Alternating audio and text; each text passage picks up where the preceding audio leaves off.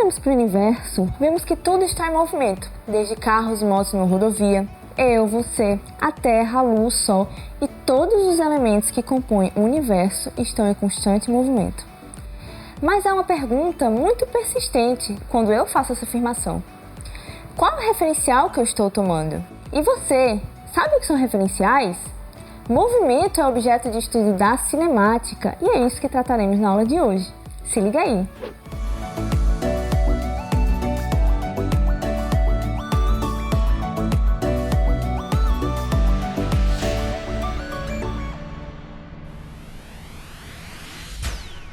Imagine um jogador de futebol. Quando ele vai chutar uma bola, esta percorre uma trajetória, correto?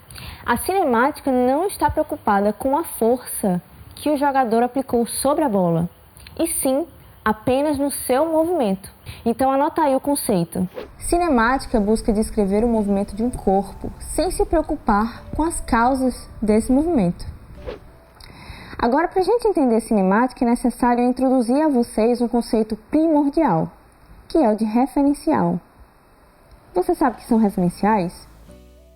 Utilizamos a ideia de referenciais no nosso dia a dia. Quando alguém pergunta para você, qual sua localização?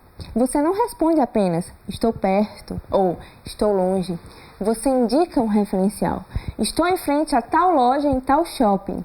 Estou em frente ao campo de futebol. Estou ao lado da lanchonete na nossa escola.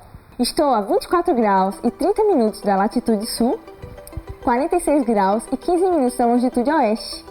Não, a gente não utiliza isso no nosso dia a dia, né? Os referenciais nos auxiliam quando vamos descrever a posição de um corpo, mas não acaba por aí.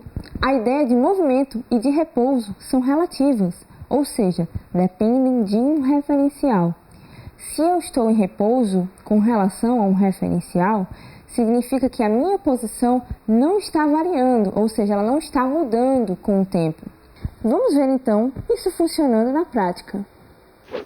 Você está em pé em frente à sua casa e eu pergunto, você está em movimento ou em repouso? Bom, já sabemos que é necessário um referencial.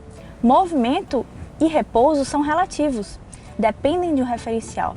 Então, se você me considera como referencial, percebe que eu estou me aproximando de você, o que significa que a distância entre você e eu está diminuindo. Ou seja, quando você me considera como referencial, você está em movimento. Agora, o que acontece se você entra no carro? Podemos ver isso na prática. Vem cá comigo. Quando você está agora ao meu lado no carro, a distância entre você e eu não está mais mudando no tempo. Ou seja, nesse caso, você está em repouso com relação a mim e eu estou em repouso com relação a você. Assim fica fácil, né, galera? E aí, entendeu? Quando você estava em pé, em frente à sua casa e me considerou como referencial, você estava em movimento com relação a mim.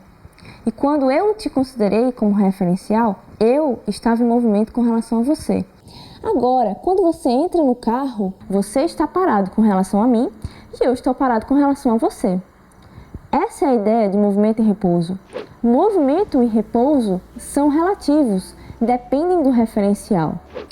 Agora, vamos fazer um experimento mental. Olha ao seu redor. Você consegue imaginar algum referencial no qual você esteja em repouso? 20 minutos depois. E agora, consegue imaginar um referencial no qual você esteja em movimento? 3 dias depois. Eu estou em repouso quando eu tomo esses livros como referencial. Agora, se eu tomo o carro que passa o tempo todo aí na frente da minha rua como referencial, eu estou em movimento. Você conseguiu notar que o mesmo corpo pode estar em movimento ou em repouso com relação a diferentes referenciais? E aí, entendeu o que são referenciais? Quando estudamos cinemática, é necessário sabermos a diferença entre ponto material e corpo extenso. Ponto material é um corpo no qual suas dimensões, ou seja, seu tamanho, é desprezível, pode ser desprezado, com relação a um referencial. Vou dar um exemplo para vocês. Imagine um caminhão. Esse caminhão está viajando de São Paulo a João Pessoa. Você concorda comigo que a distância entre São Paulo e João Pessoa é muito grande.